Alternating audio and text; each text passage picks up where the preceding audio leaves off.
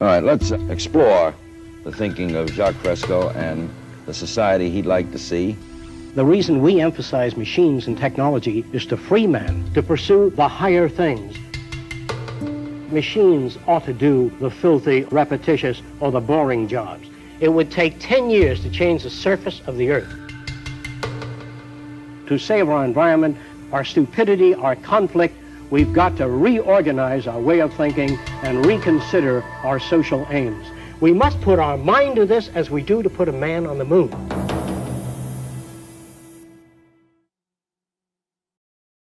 Like many kids, when I was 6 years old, I dreamed of flying in space. I'm old enough that back then the only astronauts were Flash Gordon and Buck Rogers. Force guards will blast them to pieces before they land. And I went on and became a professional astronomer. I was lucky enough to get selected in the first group of shuttle astronauts. We trained for a long time, and of course you go through many different types of simulators. But when you're actually sitting up there on the rocket, you realize that, hey, this is not the simulator.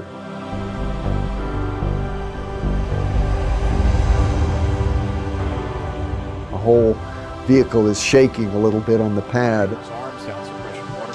And then you hear this roar down beneath you, and the whole shuttle tilts forward a little bit. And then as it comes back to the vertical position, then all of a sudden, wham, the solid boosters ignite. And there's an incredible vibration and noise. And for the next 2 minutes, there is just so much power that you're sitting on top of.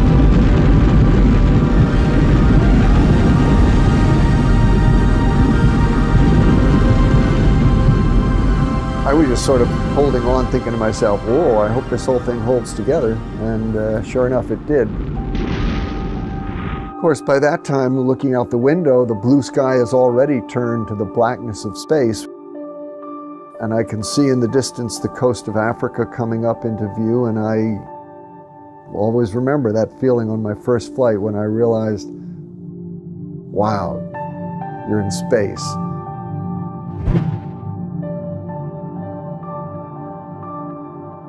You see from orbit the sunrises and sunsets 16 times every 24 hours. Flying over the Earth at night, in particular, gives you a real sense of human civilization. Because during the day, you look down and you see the colors of the Earth, you see the forms of the landmass of the continents. There's a lot of beautiful things to see during the day. There's also the view of the impact that humans have had on our planet, and that can be pretty scary. Over the course of 11 years of flying, I watched as the Amazon jungle was continually being deforested.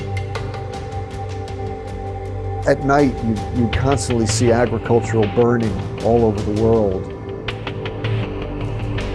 You could see harbors being silted up. You could see in Africa how the tree line would go up every year.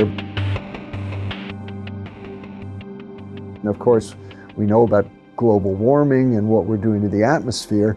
That's the other thing that you really get a sense of from space, is how thin our atmosphere is.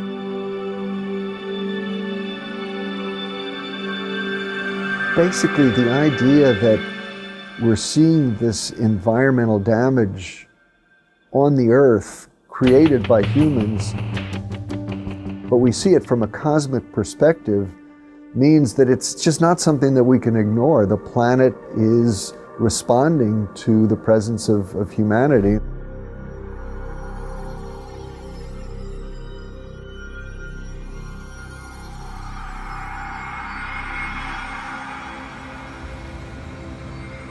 The Earth is a very small stage in a vast cosmic arena. Think of the rivers of blood spilled by all those generals and emperors,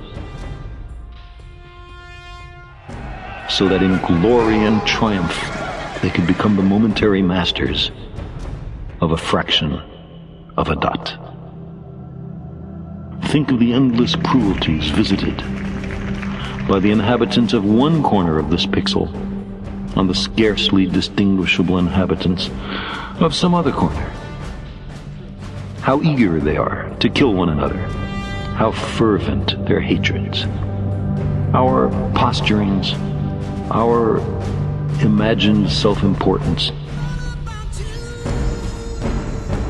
The delusion that we have some privileged position in the universe are challenged by this point of pale light. Our planet is a lonely speck in the great enveloping cosmic dark.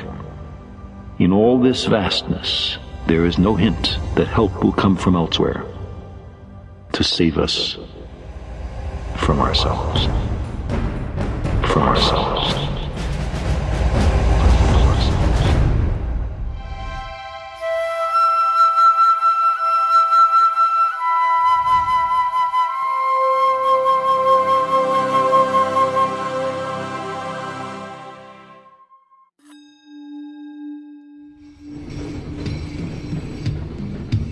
For the first time, we have the capability, the technology, and the knowledge to achieve a global society of abundance for all. We cannot continue as we are, or the consequences will surely be dire. A 2012 UN report states that a global population growth from 7 billion to almost 9 billion is expected by 2040. Demands for resources will rise exponentially. By 2030, requirements for food are projected to rise by 50%, energy by 45%, and water by 30%. We are presently depleting natural resources 50% faster than their planet can renew. At this rate, it is estimated that we'll need 3 more planet Earths to keep up with resource needs as they are today. What is the 6th extinction? Is it happening right now? What's the cause of it?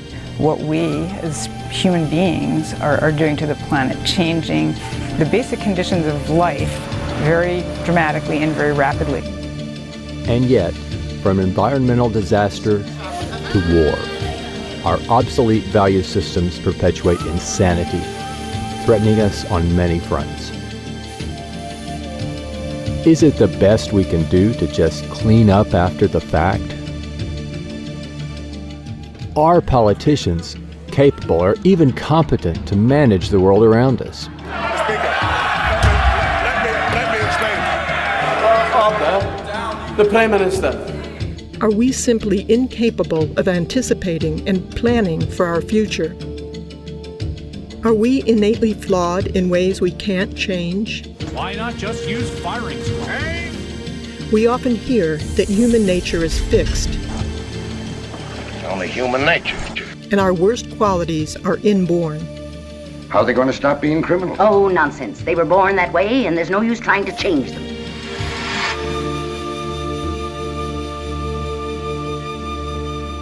I think it's difficult to talk about a specific human nature like we talk about fixed or modal action patterns in non-human species, but clearly in humans, learning plays the major role. In fact, I refer to humans as the learning animal because humans learn more than any other animal.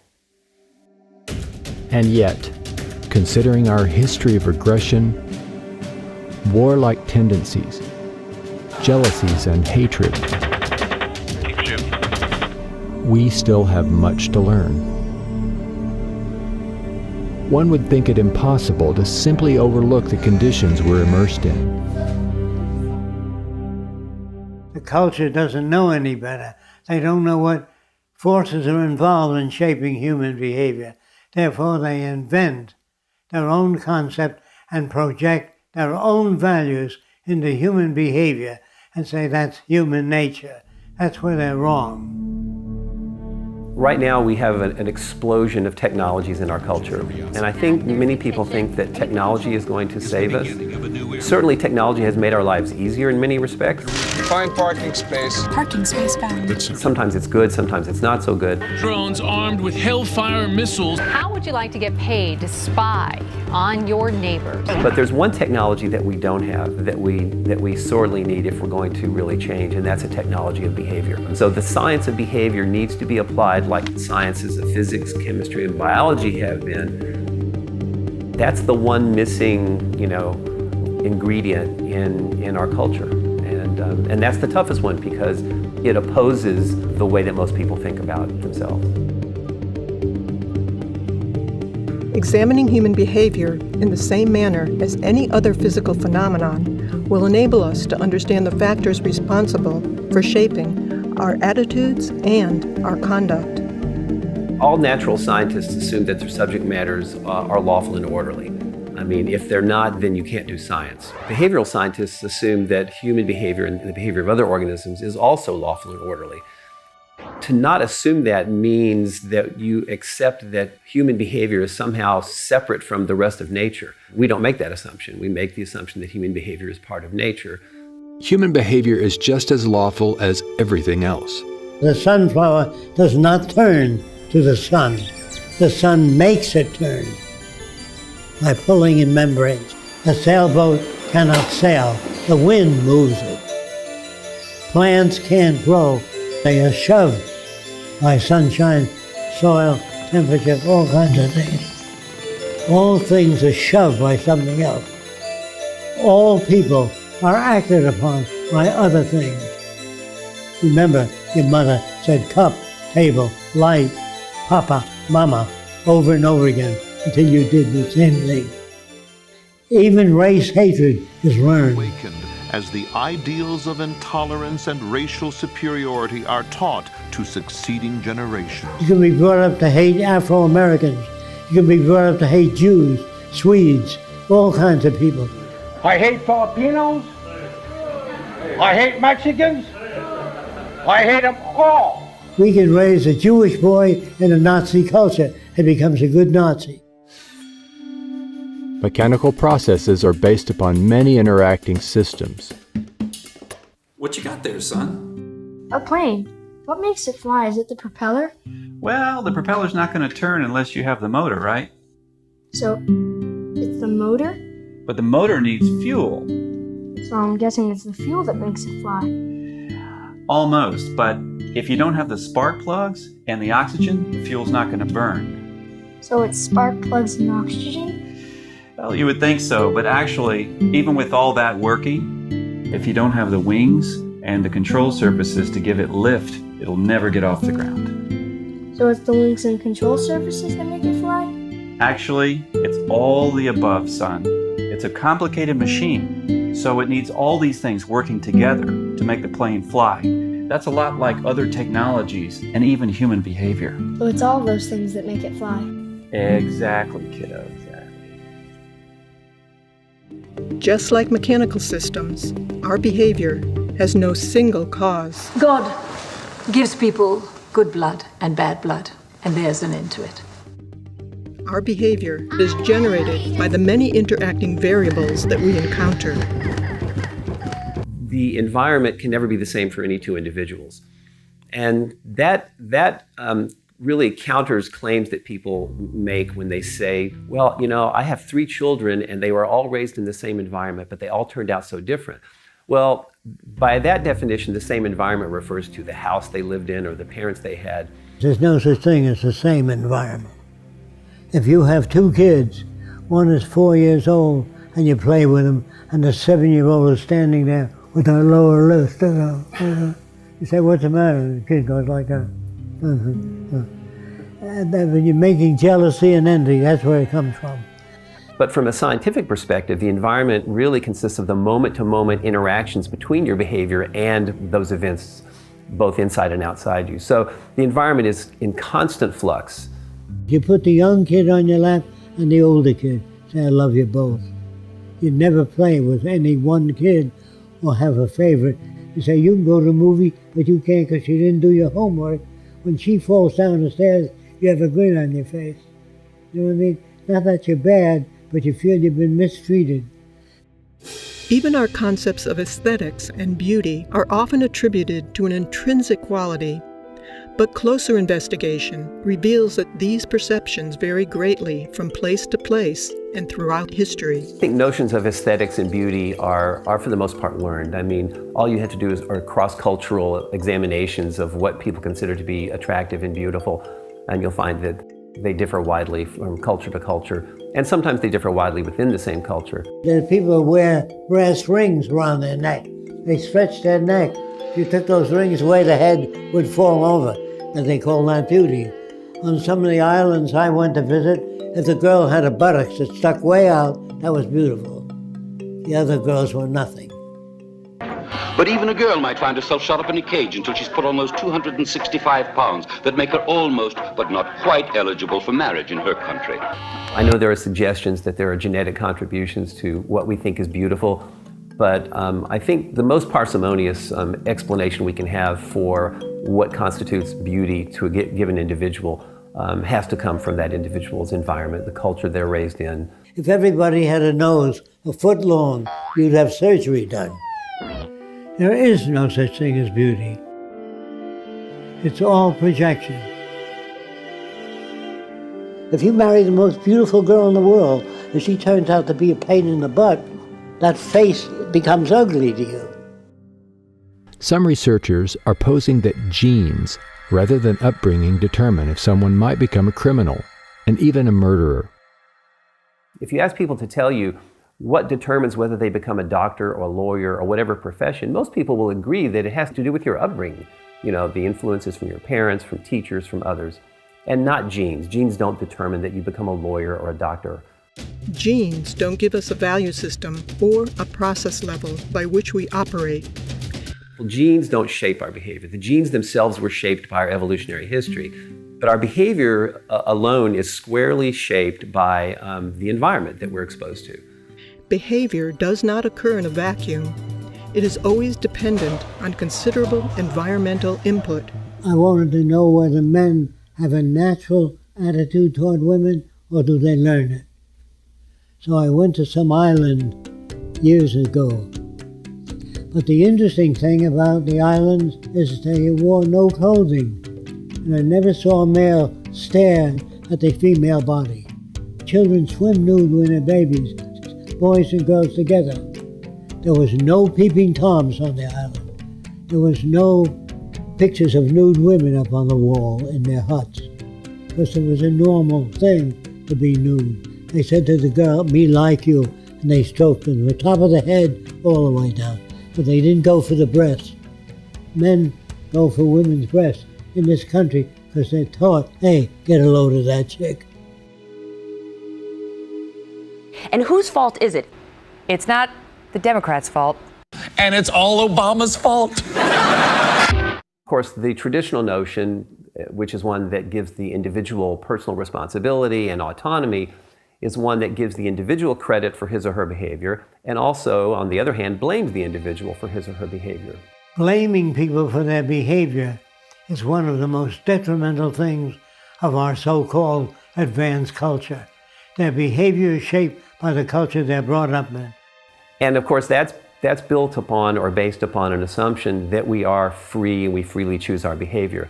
But a scientific perspective actually takes the opposite viewpoint. The scientific perspective is a determinist one, which suggests that our behavior is lawful and orderly. Our behavior is caused. There's no serial killer that doesn't have a background that made him that way. Every gangster, every New York gangster is made that way by associating with people like that. Our social and legal systems blame and punish the individual. Yet these attempts to modify conduct by punitive means ignores the person's background and surroundings, which shape that behavior to begin with. From old-school prison gangs to disruptive street gangs, it's a dangerous mix for staff and inmates alike. Research shows that learning also changes the physical and chemical structure of the brain. Obviously, there are many contributing factors, but genes role in comparison to the effects of the overall environment on how we learn. No Chinese baby was ever born speaking Chinese. Did you know that? They had to go to school to learn the language. No French baby was ever born speaking French. No matter how many years the parents spoke French, they have to learn it. Our cerebral cortex is really built on plasticity. Our behavior is very malleable and very adaptive. We're the most adaptive creature on the planet. And if you look at the history of humankind on the planet, you can see that we've learned to adapt to every single environment on the planet. The only difference between a preacher and a thief is the environment they're reared in. We don't come to our own conclusions without any outside influences. We don't change our minds. Our minds are changed by events. Heard about them, right, brothers? No. They say they want to build themselves a flying machine. They ain't never gonna be no flying machine. If God wanted them to fly, he would give them wings.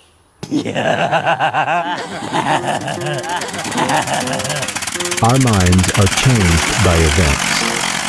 I changed my mind. Yeah, me too. If you're born with a brain that's more effective, faster than the average brain, you become a fascist faster if you're brought up in a fascist environment. A good brain cannot describe that which is significant. A brain has no mechanism of discrimination. Only experimental evidence determines that. If the surroundings that establish our values remain unaltered, in spite of the urgings of poets, priests, and politicians, the same behavior and values will persist. If you tell people that you're not to fish in a certain area, if you don't provide food for those people and the means of living, they will violate those laws. All laws have to coincide with the nature of the physical world. But it isn't the law that prevents crime. It's if you meet the conditions. These days, rhino poachers come by helicopter, armed with powerful tranquilizers and a chainsaw. Rhino horn is now worth more than gold. If people are unemployed, they will do whatever they have to do to feed their family. So if you make a law and say that you're not to steal food, they will steal food if that serves their family needs. Any law that's made by man that doesn't fit the circumstances of reality will be violated. Higher ideals and aspirations that people hope for can't be realized when there is deprivation and war. If you want to go bomb somebody, there's remarkably little discussion about how much it might cost. But when you have a discussion about whether or not we can assist people who are suffering, then suddenly we become very, cost conscious. No culture evaluates human behavior in this way. If they did, they would question what is it that generates greed, bigotry, inequities, and war. They bring you up with the values that put them in power. Unfortunately, all societies to date have indoctrinated people toward values that perpetuate those in power.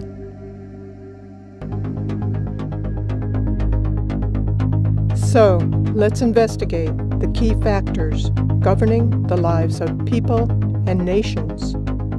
Money and the values, behaviors, and consequences it produces. Time and sales data. Split-second stats.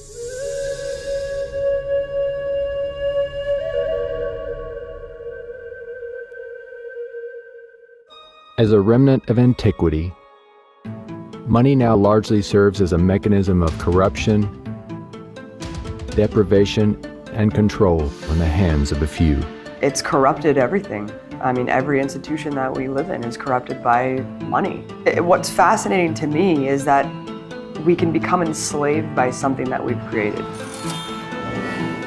Not physically, but just mentally enslaved by a notion that was invented by humanity. It is archaic because I think we've grown past what money can do. It is well enough that the people of the nation do not understand our banking and money system, or if they did, I believe there would be a revolution before tomorrow morning. Henry Ford, Ford Motor Company. In a desperate attempt to survive, many work multiple jobs. They may steal, lie, or embezzle. So stress-producing that the average person worries about rent, losing their job, can't pay off the house. On a bigger scale, the profit motive creates a ruthless cycle of devastation. Illness, pollution, and war are accepted as normal. You have sort of a wartime economy that begins to be self-perpetuating, and you have powerful people inside of a power vacuum, really, who see it as in their interest to perpetuate the conflict. But it does benefit the few at the top who live parasitically by the manipulation and control of money. The banking system right now is effectively enslaving individuals, enslaving students, enslaving institutions, and sucking resources from them. They set it up so that there would be private central banks that could charge everybody interest on the currency and allow themselves to get rich without having to do anything. Who's been doing all of this? It's a group of bankers, the Federal Reserve System, that's a private system. The Fed is a private bank owned by private stockholders. Do not let the name Federal fool you. In 1913, which is when Woodrow Wilson allowed the Federal Reserve System legislation to be passed, most of the Congress people had gone home. This legislation turned the central bank system of the United States over to the Federal Reserve Board, making them the only group that could issue Federal Reserve notes or U.S. dollars. President Wilson, he regretted that. He said that he had just sold this country downstream. A great industrial nation is controlled by its system of credit. Our system of credit is concentrated. The growth of the nation, therefore, and all our activities are in the hands of a few men. We have come to be one of the worst ruled, one of the most completely controlled and dominated governments in the civilized world. A government by the opinion and the duress of small groups of dominant men. President Woodrow Wilson, 1916. It's a fiat system that we operate under, and it's actually someone punching numbers on a computer somewhere. That is how we manufacture money today. There's nothing backing it, there's nothing behind it. When government spends more than it collects in taxes and needs money, it does not print its own money, but borrows from the Federal Reserve in exchange for U.S. bonds, which the Fed provides at interest. When people and corporations want money, they go to banks as well. The system is rigged. If a bank buys a $100 bond, the bank gets to lend out 10 times that amount, or $1,000. They created the extra funds from nothing. No money, gold, or anything to back it up. The bank also gets back the loans with interest for all the money lent. Money is created this way from the simple signature of a borrower with the promise to pay it back. And to make matters worse, very often people are paying the amount back many times over due to the interest. This is the process by which individuals, companies, and governments acquire money. It is respectably referred to as fractional reserve lending and is used globally by most other banking systems, keeping people and entire nations in perpetual debt.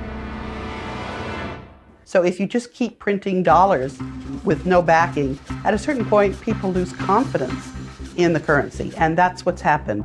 The banking system right now is in the business of manufacturing risk by creating debt for individuals and people. And so there is the risk that those people will not pay that debt back.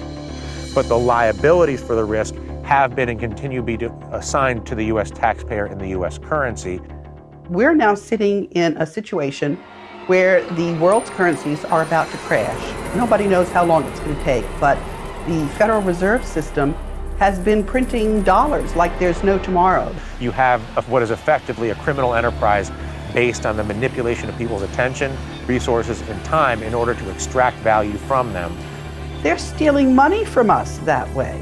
They're stealing the result of our efforts and our labor. And that is something that has grown as a cancer on our society. These bankers are all part of a system called the Bank for International Settlements. Most people, even in business and banking, don't understand this bank and its role as the BIS. They own 40% of the assets of the 43,000 companies that are traded on the capital markets. The bank runs itself. It has a board of directors which is composed of 15 governors of central banks from around the world. And they pull down 60% of the annual earnings. They bought up all our media, and that media is hoodwinking citizens. The media has morphed into just peddling the corporate interests of the money masters that control the political establishment. There's about 118 boards of directors that sit on these 5 giant media corporations. And they all serve different boards, of Monsanto to weapons to food. So when you have all these interests bleeding together, it's that much harder to differentiate what interests you're seeing laid out in the mainstream media. Fair, balanced.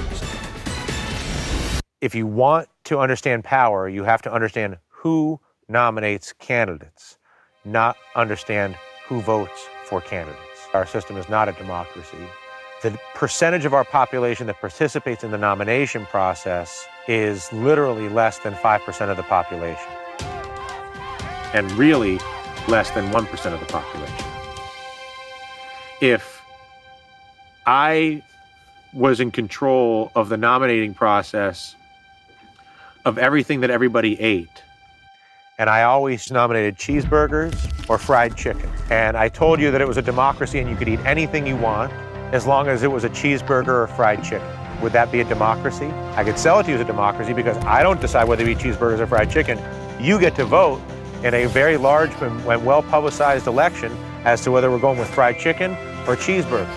And people organize into very tribal groups, being very anti-fried chicken and very pro-cheeseburger, or they'll explain to you exactly why cheeseburgers are going to be the end of the world and why fried chicken's going to save you. Those who can afford it hire lobbyists who essentially buy politicians. Most of the time, either party will suit their needs. Definition of a lobbyist in the United States is someone who advocates for someone else and is getting paid for it. The laws then enacted are quite often written by the corporations to benefit themselves. Professor Thurber sees an underground explosion in lobbying and estimates the industry actually brings in more than $9 billion a year, exceeded only by tourism and government. The reason that we aren't changing things right now is the banks have lobbyists in Washington in numbers I've never seen. Lobbyists are strictly there to buy access. They are not there to enhance the democratic process. Families and working people just don't have that kind of representation, power, or influence to look after their needs. They've designed the system to reinforce and, in a sense, finance themselves based off of special interests. Everything that was around in 2007, 2008, that we get so scared about, the mortgage-backed securities, the credit default swaps, the other derivatives, they still exist. They absolutely do. And yes, there's higher capital requirements for the banks, so they can't be as leveraged, but those are not that high. And if we don't have a media that's providing who's really like writing these bills and passing this legislation and what it's all for and who it serves, then we're living in an illusion. Well, I think that generally the laws in this country are written by the wealthy and the powerful, because I think by definition that's who controls the legislatures and the commanding heights of the power system in this country. And that's a scary reality, because you can pay your way into having laws implemented that serve you and your corporation as you would like them to serve. The complete impunity that corporations have to operate unabated and pollute the entire planet.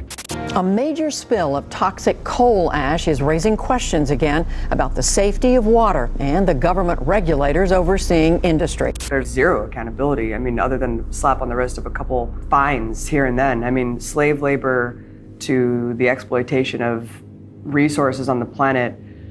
The slap on the wrist of industries that pollute, cut corners, and violate policies will continue as long as it's profitable to do so. JP Morgan paid $13 billion in fines last year. If you have that much money in order to just pay fines, and they put away $19 billion for paying fines. JP Morgan is paying $410 million to settle charges with the government, but JP Morgan is not admitting any wrongdoing. Goldman Sachs settled early on in this case for $550 million without admitting wrongdoing. UBS has agreed to pay about $50 million. Under the terms of the settlement, UBS did not admit any wrongdoing.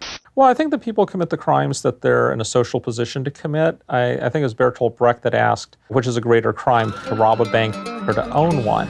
And I think as we've seen from everything from the savings and loan scandals to the Wall Street meltdown, it's that all too often the owners of the banks are frequently looting the institutions that employ them.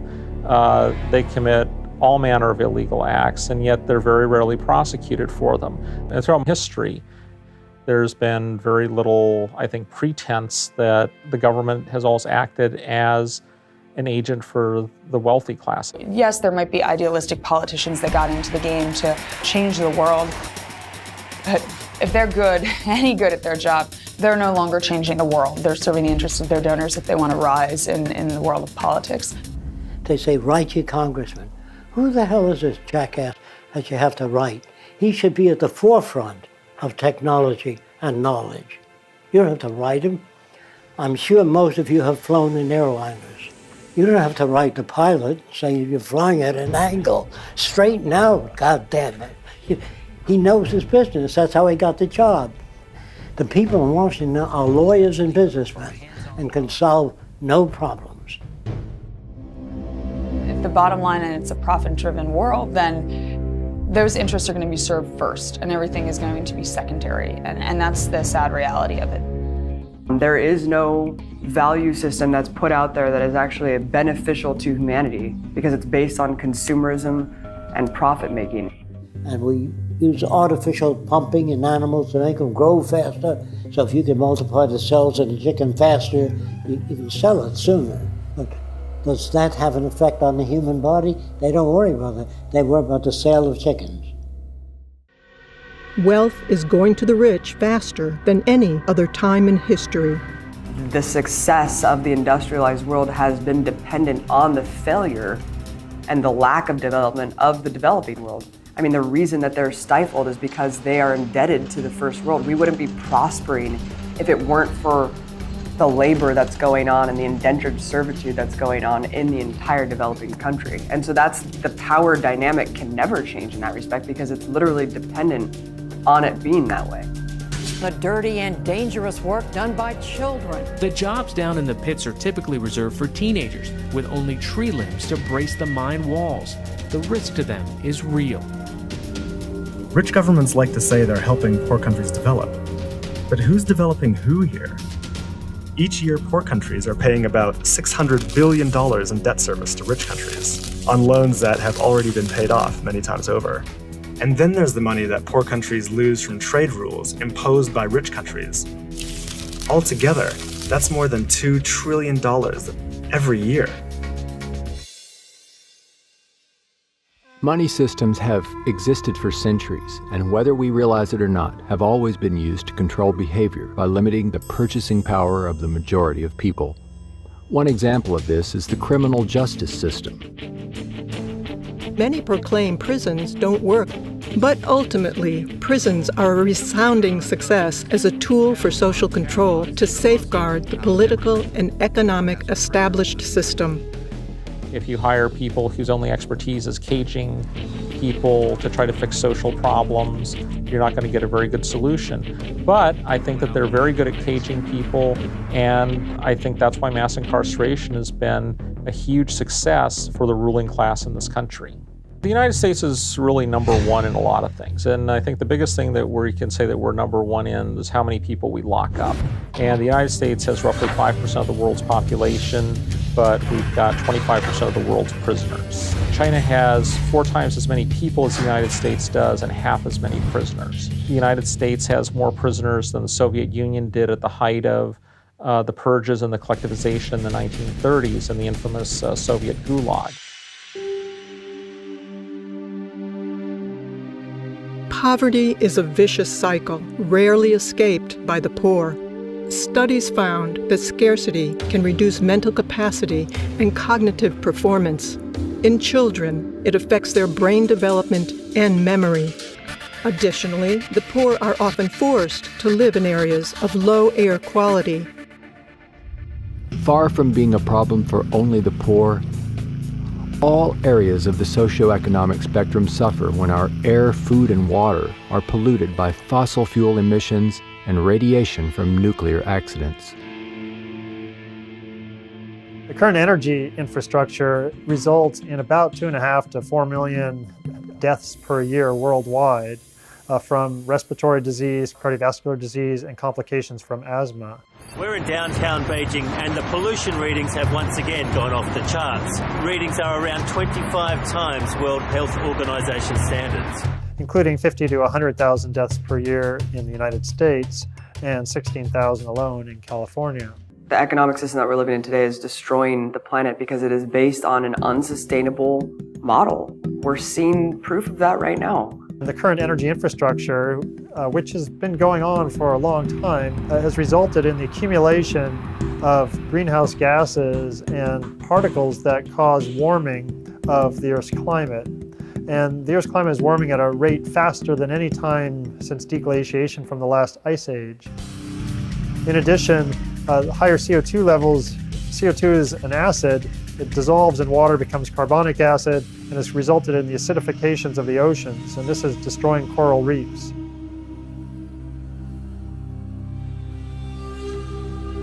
We have to realize our planet does have a certain amount of regenerative power, and there's no question that we've been through numerous worldwide extinctions. We have fossil records of that, and the Earth has recovered. There is a limiting carrying capacity, though. There are many additional impacts of global warming. Sea level rise is a very big concern. For example, right now there is about 65 to 70 meters of sea level stored in ice, mostly in the Antarctic, but also in glaciers in Greenland and also sea ice in the Arctic and other places. The temperature's warm enough that we melt all this ice. That means the sea levels will rise 65 to 70 meters, and that will cover 7% of all the world's land and result in all this is along the coast where most people in the world live. This will cause a significant disaster. We're also seeing enhanced storminess, increased intensity of hurricanes, and greater extremes of weather associated with global warming. So there are significant problems associated with this, and these are all tied back to the emissions from coal, oil, and gas combustion that have been occurring since the Industrial Revolution that started in the mid to late 1700s.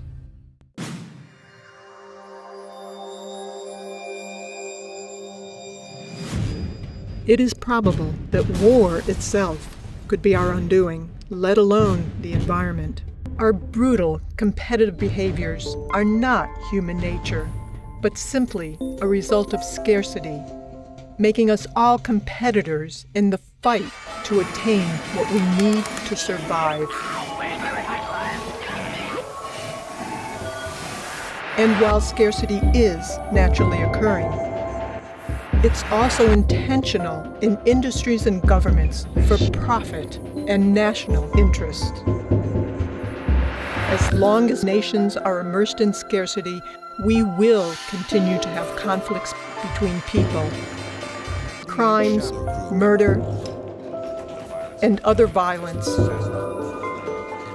to all-out war, the ultimate expression of human stupidity. The ground shook in the U.S. bombardment.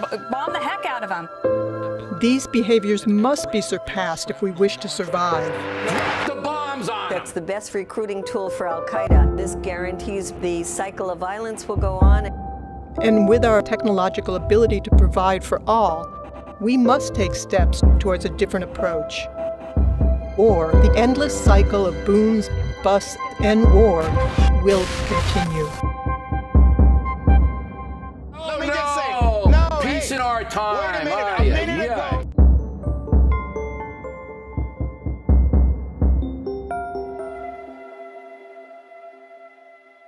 Nobody, including the United, and most of all the United States, goes to war to liberate or spread democracy. The only incentive on a practical level to go to war is to acquire resources. In the United States case, it frequently is either energy resources, shall I say, supporting political alliances to preserve access to energy resources. Smedley Butler, a U.S. Marine Corps General Major who was the most decorated Marine at the time of his death, stated it well when he wrote, I spent 33 years and 4 months in active military service, and during that period, I spent most of my time as a high-class muscle man for big business, for Wall Street and the bankers. In short, I was a racketeer, a gangster for capitalism. I helped make Mexico safe for American oil interests. I helped make Haiti and Cuba a decent place for the National City Bank boys to collect revenues in. I helped in raping of half a dozen Central American republics for the benefit of Wall Street. I helped purify Nicaragua for the International Banking House of Brown Brothers. I brought light to the Dominican Republic for the American sugar interests. I helped make Honduras right for the American fruit companies. In China, I helped see to it that Standard Oil went on its way unmolested. Looking back on it, I might have given Al Capone a few hints. The best that he could do was operate his racket in 3 districts. I operated on 3 continents. War is a racket. It always has been. A few profit and the many pay. But there is a way to stop it. You can end it by disarmament conferences. It can be smashed effectively only by taking the profit out of war. Our universities today are better equipped than ever. Best microscopes, the best scientific equipment. The bombs are getting worse. The wars are getting worse. Killing is getting worse. You don't need to kill people, bomb cities. There's something wrong with our culture, very wrong. To blame any individual or corporation does not get at the root causes of the problems. The structure of our socio-economic system itself has everyone out to meet their own needs, creating a predatory, competitive environment. Attempting to find solutions to the monumental problems within our present society will only serve as temporary patchwork, prolonging what is quickly becoming an obsolete system.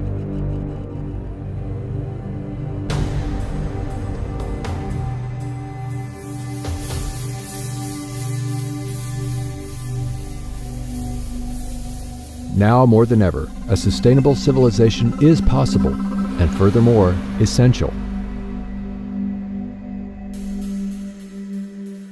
Our social designs, language, and values have evolved from ages ago. The reality of scarcity in earlier times shaped our behaviors and remains deeply entrenched in all cultures today. The history of civilization is a story of change, and this includes our social systems as well.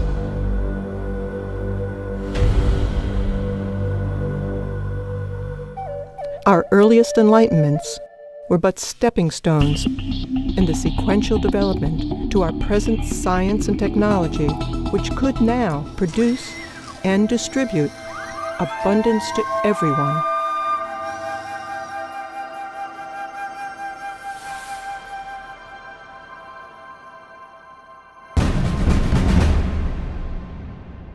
There's no question that many jobs simply aren't coming back, but probably the biggest single driver of that is the way technology is racing ahead. If we continue on current paths, the next 10 years will be even more disruptive than the last 10 years because the technology is accelerating faster.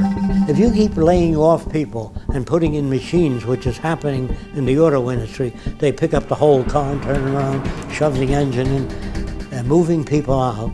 There comes a time when millions won't have the purchasing power to buy cars. That's when the system collapses. But all of our growth is associated with increased consumption, increased use of energy and other resources. And when you ask economists, well, what's the alternative that enables us to continue to be prosperous without destroying the natural environment on which we depend? And they don't seem to have an answer for that. There's no solution within the present day type society.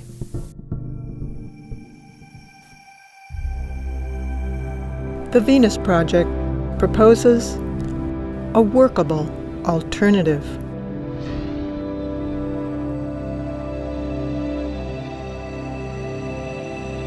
The aim of the Venus Project is to secure, protect, and assure a more humane world for all through the application of technology and cybernetics with human and environmental concern.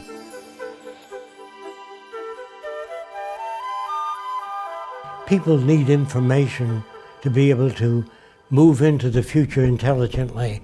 Without information, there's no way you can develop a sustainable culture. It can't be done politically because the problems are technical. If you succeeded in arranging for the most ethical people in the world of the highest morality and put them in government, when your lights fail in your house, you need an electrician. When the dams don't generate enough electricity, you don't need a highly moral politician. You need an electrical engineer. So our problems in the world can be solved by technical people.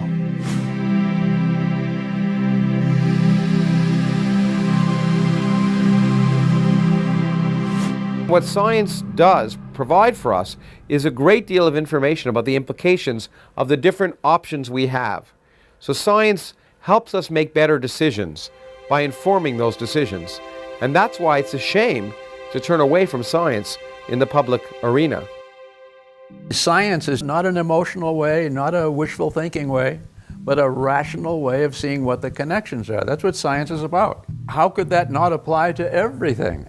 Well, the scientific method, quite simply, is a process by which you can try and distinguish what accurately describes the universe from what doesn't. It involves several steps. Often, of course, you make some supposition or prediction about what phenomena might result based on some theory. But then, most importantly, use empirical data, testing. You test your idea in a way that's falsifiable. When they said to scientists, can you put a man on the moon? The answer was, I don't know. They go, how do you find out? Well, we have to put a guy in a centrifuge and spin him and see when he conks out. Then we know how fast the rocket can go. It can't start out at 7 miles a second. The guy had flattened out. After they try all these, then they say, this is what we have to do to get a man on the moon. You have to perform additional tests that are more selective to determine, in fact, how accurate your idea is. And science continues by the process of continual testing your ideas.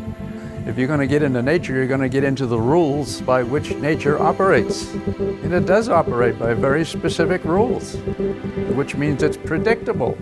And so what's science? For me, it's more than a body of knowledge, it's a way of thinking.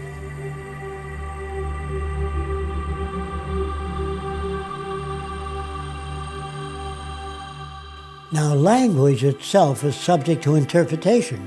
When you say something, it goes through my filters and comes out a little different than what you mean.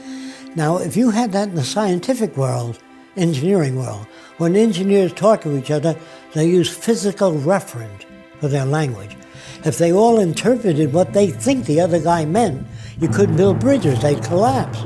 So in medicine, when a doctor says hemostat, the nurse doesn't hand him a towel, she hands him a hemostat. So that language is very precise. The thing about science is it's independent of culture, religion, language, everything. That's why scientists from around the world can work together. We all speak the same language. They're talking specifically.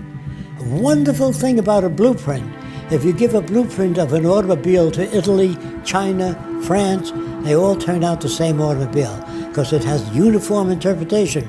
I was just giving a lecture about two very important results which vastly disagree. What did the two groups do that vastly disagreed? They decided to work together. And their interest was determining what nature tells us, not what they wanted to be true. There's no Chinese way of building airplanes. There's a mathematical way. Oddly enough, we've never applied the methods of science and engineering on a global scale to achieve a more just and equitable social arrangement. Our failure to do so leaves us continuously on the brink of oblivion.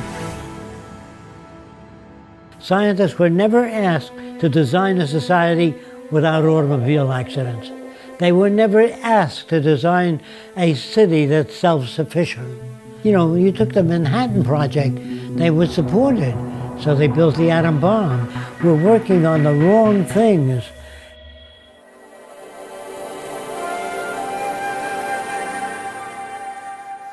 The society I'm talking about is global cooperation, where all the nations work toward improving the lot of humankind.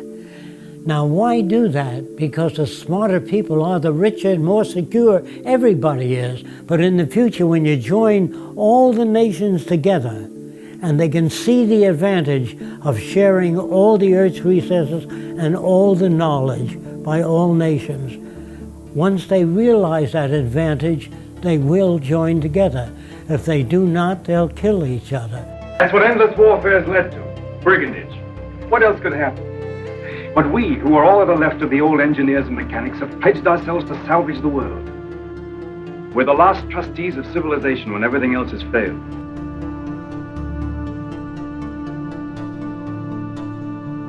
If our planet had a common catastrophic threat, such as a large meteor heading toward the Earth, nations would unite and call upon science and technology to solve the pending catastrophe. Border disputes would cease.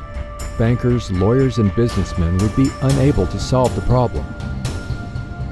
Resources would be harnessed without cost or profit. Today we face many common threats, far beyond national boundaries.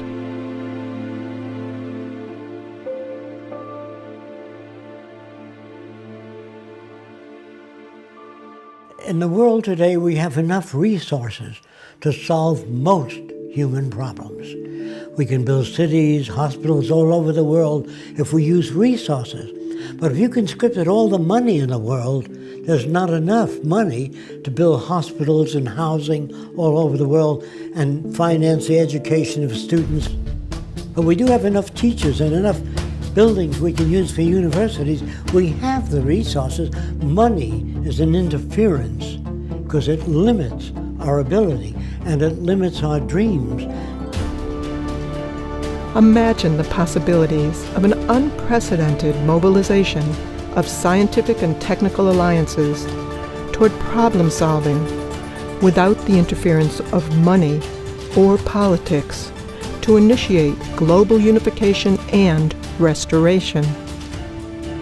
This could easily enable a high standard of living for all. This is what Jacques Fresco had in mind when he proposed a resource-based economy. If our planet ran out of resources, no matter how much gold or money or possessions you had, you could not survive. Our entire survival is based upon resources. Growing up in the Great Depression in the early 1930s in New York City was a catalyst for his life's work. Jacques explored many different social alternatives during that time, but all seemed insufficient.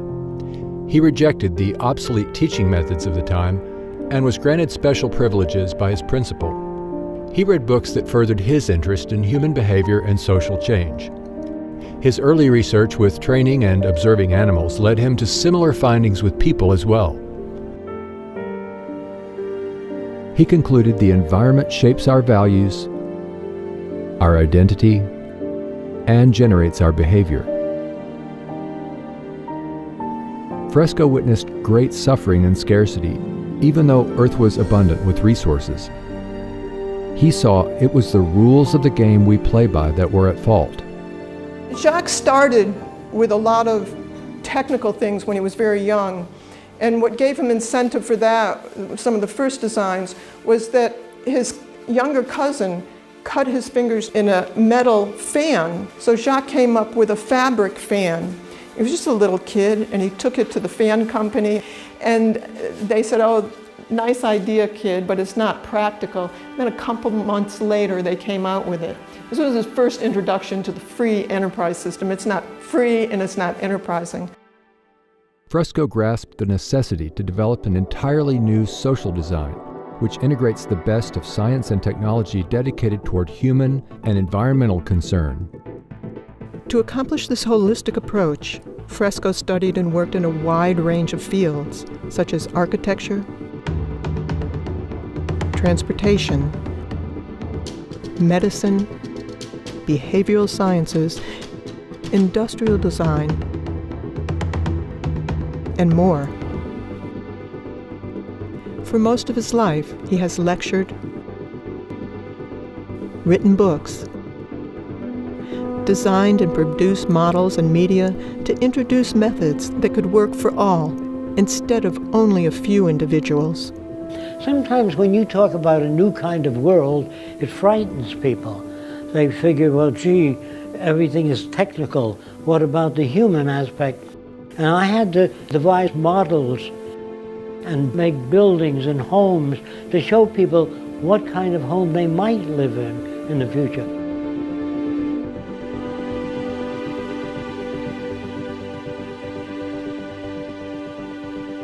I really don't know what the future will be like, but there are possible alternatives, thousands of different alternatives.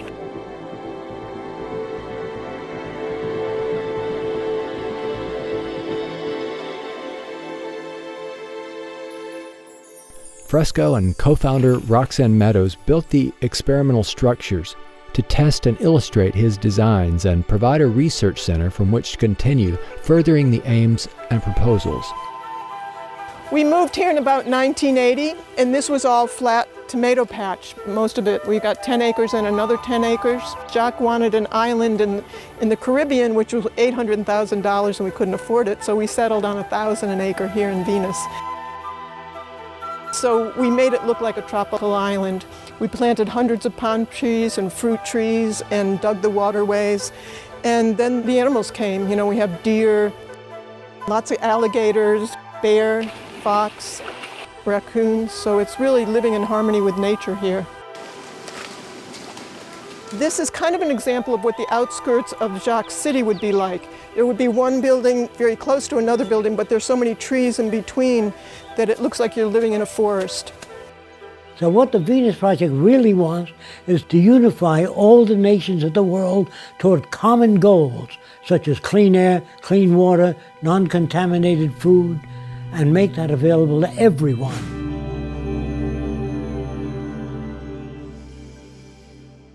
What is really needed is the intelligent management of the Earth's resources. A resource-based economy is based on the carrying capacity of the Earth and its resources.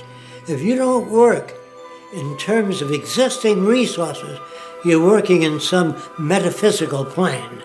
In a resource-based economy, all resources would become the common heritage of all the world's people, and access to the necessities of life would be for all the world's people. There would be no more monetary systems or trade, barter, or any other system of human servitude. A resource-based economy allows social advancement and worldwide reconstruction in the shortest time possible. Under scientific scales of performance, we can provide everybody with more than they need. I'm saying that the average person in this Venus Project will live better than the wealthiest people today. But first, you take a survey of the Earth's resources. You don't leave it up to the opinion of somebody or a group of people. You find out what you have, and that gives you the parameters of what you can work with. So you find out where your technical personnel are, where your water is, where your arable land is, the health of the people and the needs of the people, and you build according to that. That will determine where your hospitals go and everything else. A resource-based economy operates as a balanced load economy. This means avoiding shortages and overruns, thus optimizing efficiency and conserving energy. There would be no excesses and little waste. It would be balanced to the environmental conditions and human needs. For instance, there would be no houses without people in them, or cargo trains traveling empty or stored in freight yards dependent on the business cycle for their use. This also ensures natural resources are not depleted as in our present system. Here's where I got the ideas from: the human body. The brain says, if I do all the thinking, I want most of the nutrients. Then the lungs would say, just a minute, if I don't oxygenate the blood, you couldn't work as a brain. So the brain says, all right, I'll give you whatever you need. Then the liver says, if I don't filter, the brain and the lungs will die. So every organ gets whatever the hell it needs. And so you have a system that works. When you get an infection in your toe, there's no committee meeting, no democracy, where they send the committee to the brain, say there's an infection in the toe. The brain says, we're going to do a 3-month study. By that, your infection's up to your knee. To achieve the intelligent management of resources, technologies are used to monitor and track goods and services. This is similar to industrial processes of today, but updated to equitably distribute goods and services to all. This is the basis for a total global systems approach. I can imagine an abundance economy where robots do most of the work, where our food, our clothing, our shelter are created by machines. And I think it's very realistic for us to completely eliminate absolute poverty worldwide, not just in the United States, by the year 2035. Nobody needs to starve ever again. That could be an enormous milestone that is achievable because of technology. When we computerize everything and start producing things and make things available, it'll be too cheap to monitor. With the most capable computers, we can arrive at more appropriate decisions on a global scale. I have no doubt that machines will eventually be assigned more and more decision making. For example, years ago, a pilot would look out of a plane and says, I think I'm about a mile high. But today they have Doppler radar and they know exactly how high they are. So we don't want human guesswork anymore when a machine can do it. So I see the future as using very sophisticated computers that make decisions. Now, how do computers make decisions? They have their tentacles out into transportation, agriculture, so they can tell you when the soil is depleted, when it has less water, because it has sensors built into the soil. The computer will be connected to weather departments, earthquake zones, everything. So I feel that eventually government will become computerized. Today, the world's fastest computer is in China. The Tianyi supercomputer is capable of 33.86 quadrillion floating point operations per second.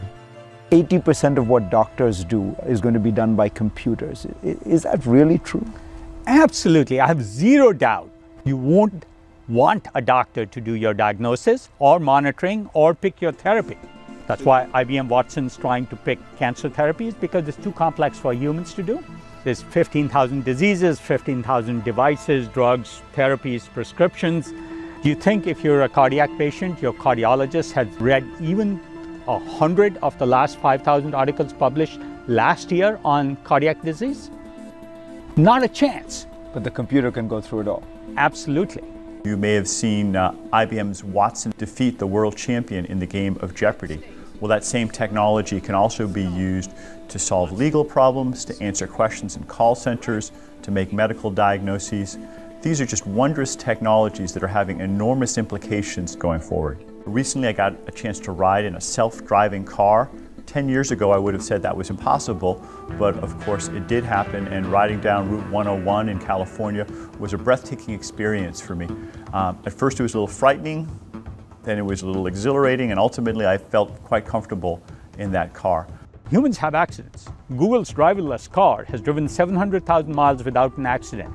Even the best humans have accidents before they get to 700,000 miles. All of us are beginning to be able to speak to our machines, whether they're cell phones or computers, and have them understand what we're saying. That would have been science fiction a few years ago, but now the machines are able to carry out our instructions and even respond back to us in computer-synthesized voices. I think 10, 20 years from now, there will be very few areas, maybe none, where human judgment is better than machine judgment. So the computers will eventually be put in charge of everything except human behavior. Technology can eliminate critical life or death errors. A machine, instead of humans, fills the prescriptions. The robot gives a huge amount of confidence because we know that pharmacists and pharmacy technicians are incredibly skilled people, but they're humans and they will occasionally make mistakes. You know, we give something like 3 million doses of drug in 3 months here, so even a 1% error rate is far too high. And so eventually you're going to get to computerized government, and that's the end of corruption, because they don't have ambition. Computers don't say, I'd like to be president of the world. I want to control people. They don't have a gut reaction. If utilized in this global systems approach, we could surpass the practice of political decisions based on power and advantage. And even computer experts are writing books now on the machine takeover. Watch out. They're not going to take over. They're going to be assigned the decision making. I'm not worried about the machines getting angry and taking over. I'm worrying about people maybe getting angry if we don't figure out an equitable way to use these technologies to create shared prosperity. The Venus Project proposes ways to achieve this. Interconnected, sustainable cities utilize cyber centers, which coordinate industries, transportation systems, public health care, and the flow of goods and services. These cybernated centers would connect all cities and help with environmental reclamation. In the beginning, interdisciplinary technical teams would manage productivity until even these tasks are automated. Mega machines directed by AI could excavate canals, construct bridges, viaducts, and dams. Self-erecting structures would be expedient in the construction of industrial plants, apartments, and eventually most of the global infrastructure.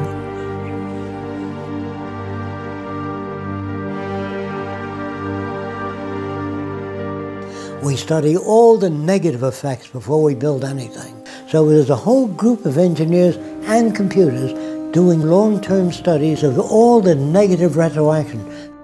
With the threat of climate change, we may be forced to take large engineering feats. The Venus Project proposes automated canal diggers to bring rising seawaters into below sea level deserts, enabling them to bloom. The cities would only use clean sources of energy. Some say this is not possible, but even today, Professor Mark Jacobson is demonstrating otherwise.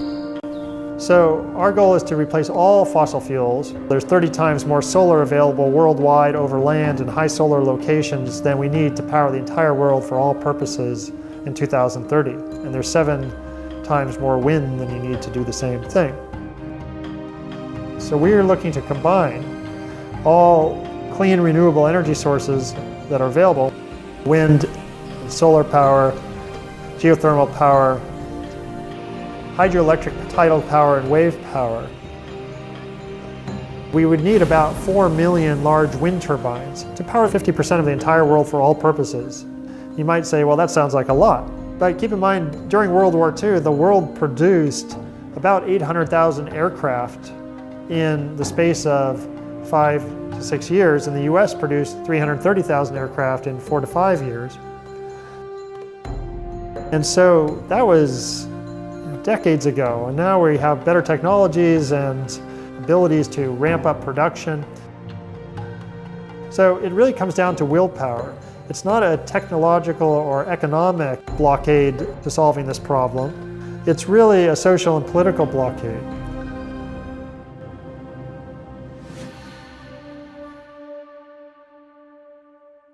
The first city would be a testing ground for the implementation and further development of these social aims. The first city would be a huge research center, making automated systems for the next city, making the first city better as well. It would be a place where we would disseminate information. We'd have movie studios, be making gaming, computer animation, a lot of different media to get to the public. It would be like a university city. We would have instructions as to what sustainability really means for the future. The cities of the future are circular, not because I like circles. It's because you only have to design one segment of the system and then reproduce it in pie-shaped sectors, and that would be the most economical way. When you build suburbia, it's spread out, and you have to travel one way to the dentist, the other way for shopping, another way to the doctor. The system is self-contained. there are wind generators. All the rooftops are solar generated. All of the garbage and waste is recycled under the ground, underneath these roadways. All of the roadways contain piping running up and back, and we use all that hot water to operate the air conditioning and the needs of the city. Now these are where the residential district is. If you work in the medical center, you can live here if you choose to. So this is essentially a collection of variations in houses. Your house will vary to suit your needs.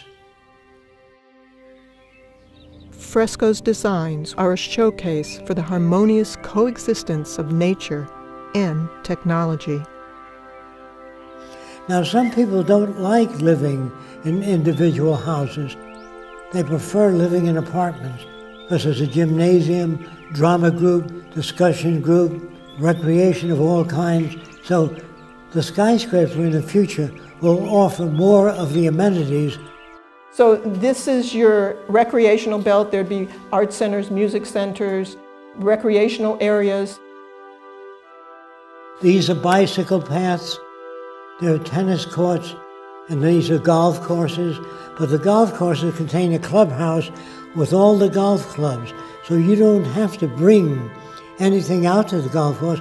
You stay there, play golf. When you're through, you leave your clubs there. These are access buildings where anyone can access books, a violin, musical instrument. Anything that they want is free and available. These are your research centers. Everything studied in these areas is to improve your standard of living and everybody else there.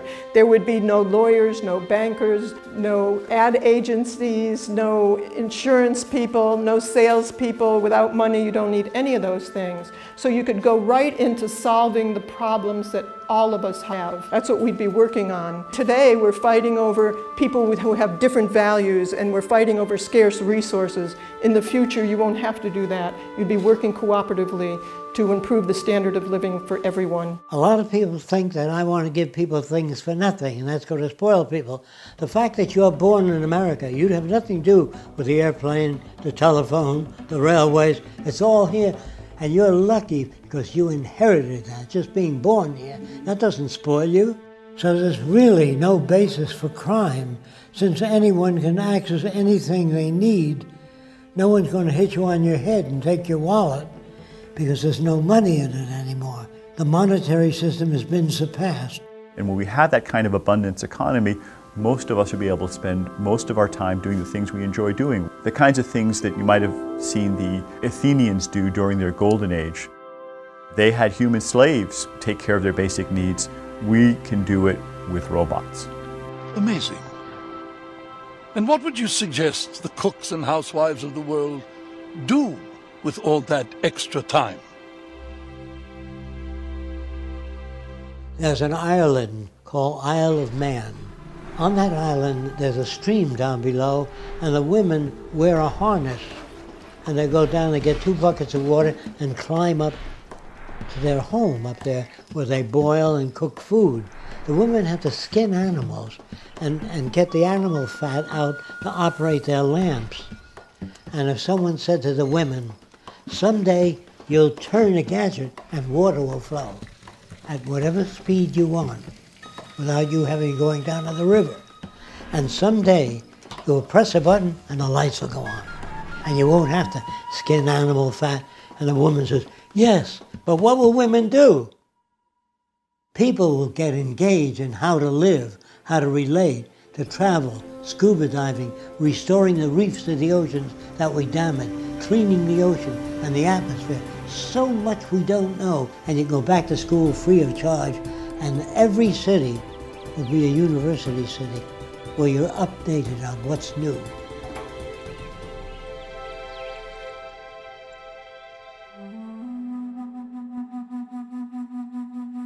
We would re-examine everything, from our social arrangements and building processes to our value system. Let's explore how this new social concept would work within a resource-based economy. It's not just architecture, It's a way of thinking.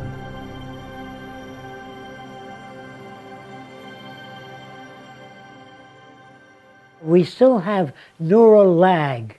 It's hard for us to step into the future without dragging some of the past. We won't make the history books of the future. We are that ignorant. Not in technology.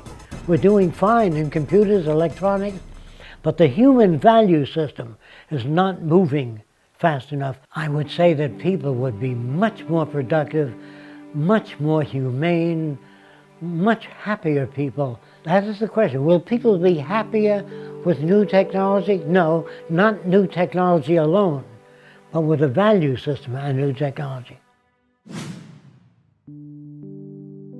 In many instances, we ask people for their opinion. Do you think man will ever get to the moon? They may say, maybe 10,000 years from now. Instead of saying, I don't know enough about that to give you a sensible answer. That's the way you talk. But they have opinions about everything. There'll always be war, there always has been war, because man is greedy. That's what a repeat or a loop of what they've heard in the past. The point is, ladies and gentlemen, that greed is good. Greed is right. Greed works. People are reinforced in this culture to be greedy. The more you have, the more you abuse other people. In order to get what you have, you're looked upon as being successful. You admire the people with money that have those things. And they usually get it off other people's backs that they abuse terribly. So you're not born being greedy. People think that you can't change human nature. If you couldn't change it, we'd still be living in caves. So obviously we're undergoing change. So human nature is not fixed. And greed is brought about by scarcity or lack of resources. Well, there are some animals that are very docile. The cows on the next field, they wouldn't hurt each other at all. But when we approach them with oranges, because there's a scarcity of oranges, they start bucking each other. So it's really a matter of scarcity. What the Venus Project is trying to do is eliminate scarcity and produce abundance. And for the first time in history, we can do that because we have the technology to be able to supply people with whatever they need. Some people believe that there's such a thing as human intelligence. Remember that an intelligent electrical engineer of 75 years ago could not get a job today.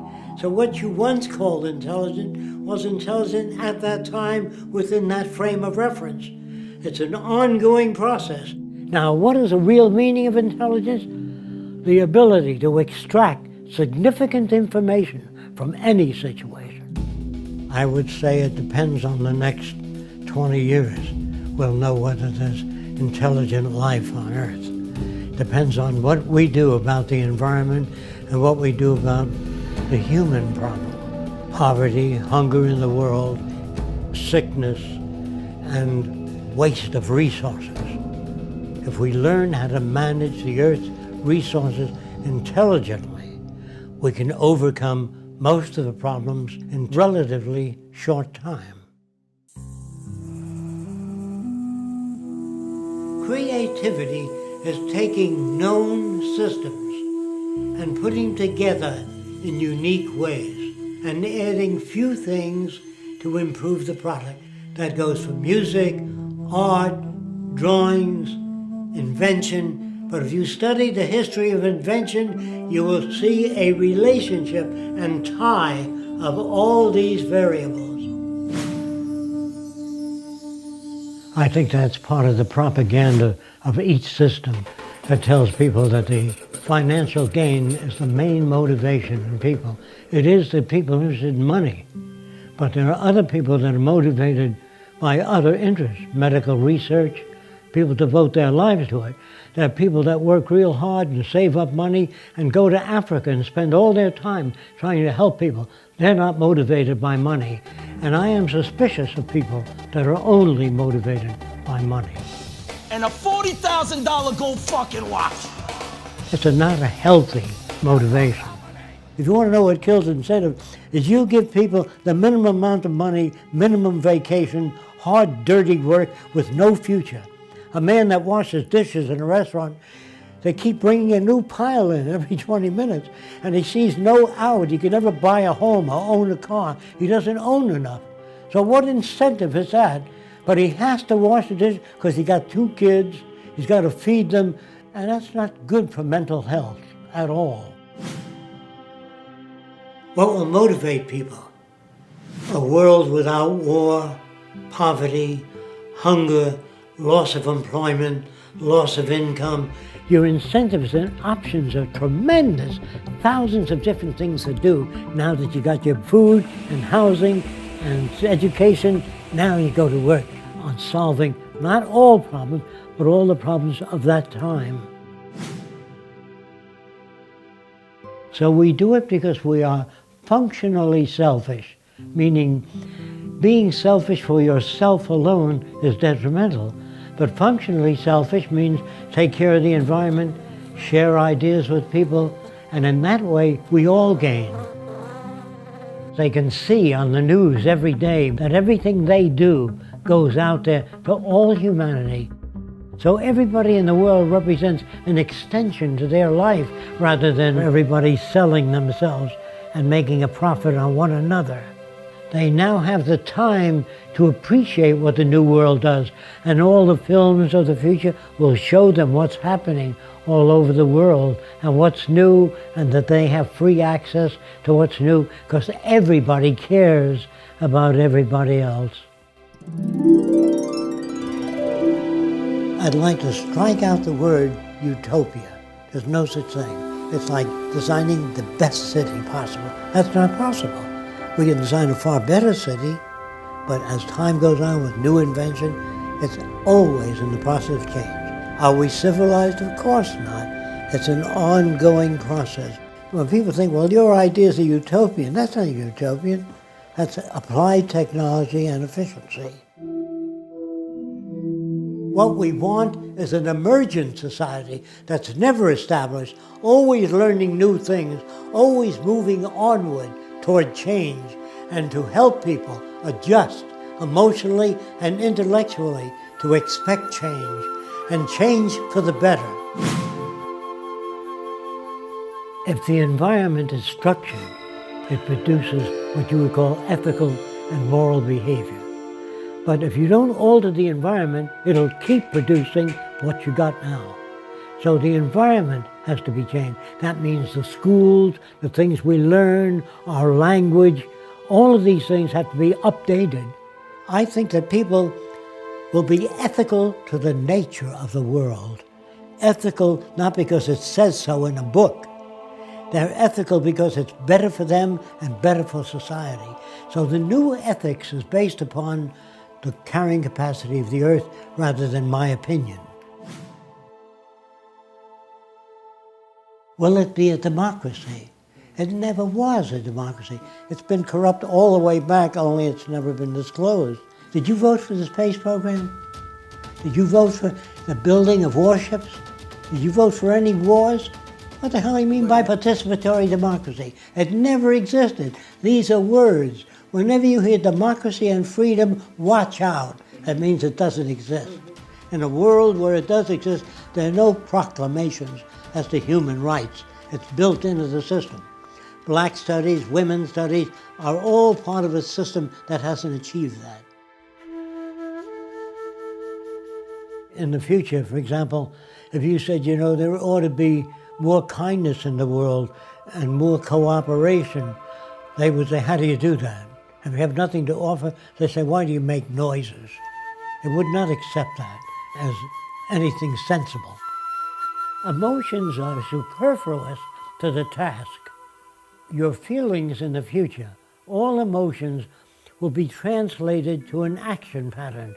You'll do medical research on how to develop bones that are getting weaker, how to strengthen them, how to improve the health of people. When emotions are translated to deeds rather than this. Now, another thing that really confuses people is the word love. Well, what would happen If you live with a replica of yourself, how long do you think you'd be together? How soon would you crash? So do you love yourself all the time? Of course not. How can you love another person? You only love certain things about people and certain things about yourself. The word love will disappear in the future and be replaced by a newer definition called extensionality, meaning enhance one another's lives. But I love you are just empty words that manifest nothing. It's how people behave to one another that indicates love. There's another thing that's very dangerous, claiming to be aware or conscious. You hear that all the time, at least I'm conscious. Well, I usually meet with those people and I say, where is your liver? I'm not sure. How fast is the blood moving through your veins and arteries? What area of the brain controls creativity? What area is responsible for emotions? What do you mean by consciousness? The human being on top of the Empire State Building can see a 3-foot ball, but a chicken hawk can see a dime and see whether it's heads or tails. The term used, consciousness or awareness, is limited to your senses.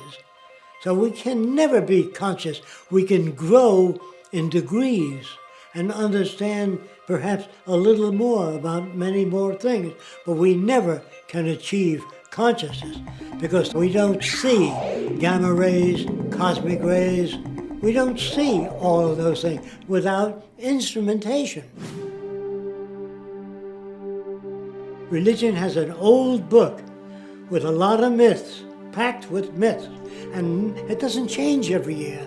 Consider this. A scientist has a book on astronomy. Every year that book undergoes change. If you have a book on electronics that's 2 years old, it's obsolete. So they undergo change. But here's a minister with that one book under his arm. A real simplistic interpretation of the earth. And it caters to what people fear.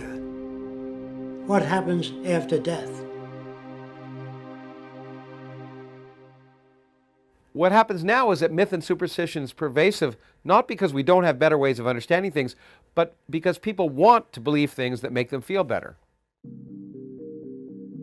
Then they tell you in school that everything in nature has a purpose. You know, what's the purpose of life and all that. So they say the purpose of the eyebrows is to deflect sweat off to the side. That means there's a designer. Now what's the purpose of coughing and sneezing? To infect other people? They say the purpose of horns on an animal is to protect itself. So I said, what's the purpose of those horns? They say, that's for ramming other animals. I said, what if the horns go off to the side? Well, that's for keeping them off the side. What if they go back? That's keep them off the back? No. Animals are born with every which way horn, and they learn how to use them. People hope that there's some cosmic purpose to their life, but in fact, science, as far as we can tell, tells us there's no evidence that there's purpose to the universe. Does that mean there's no purpose to the universe? No, we can't prove it. It just said there's no evidence of a universe with purpose, and the universe effectively acts like it has no purpose. Now, should this depress us? In my opinion, no. Because what it means is that the purpose in our lives is the purpose we make. We don't want people to have loyalty to corporations or a country. We want them to have loyalty to methodology and loyalty to invention, meaning to improve everything that exists, to make them better, smarter, faster, and make them available to all people. That's the kind of loyalty that's needed. If China comes up with a new way of producing automation, congratulations. If Africans come up with a great idea, congratulations. No more loyalty to corporations, to country. Loyalty to the earth and to all the people on it, and to make the earth a far better place than it is. This is the kind of loyalty I'm talking about. This is the kind of pledge allegiance I'm talking about, to pledge allegiance to methodology.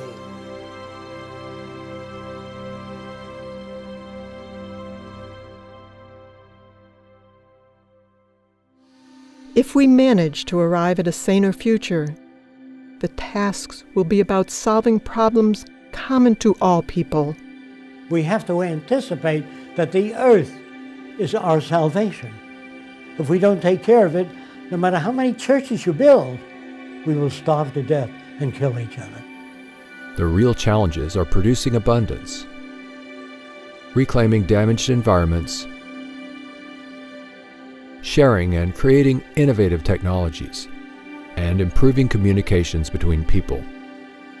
I know we can build a far better world without war, without most crimes, without the need for prisons, and without the need for money. We can surpass that. We have the technical ability to make things available to everyone. All the wonders of technology have no meaning at all unless it enhances the lives of everyone. The vision of applied science can serve the common good.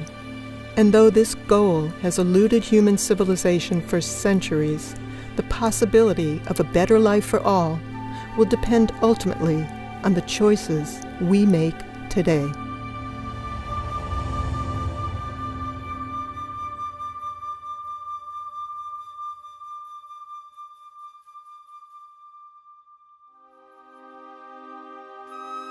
Join those who are working toward making the Venus Project a reality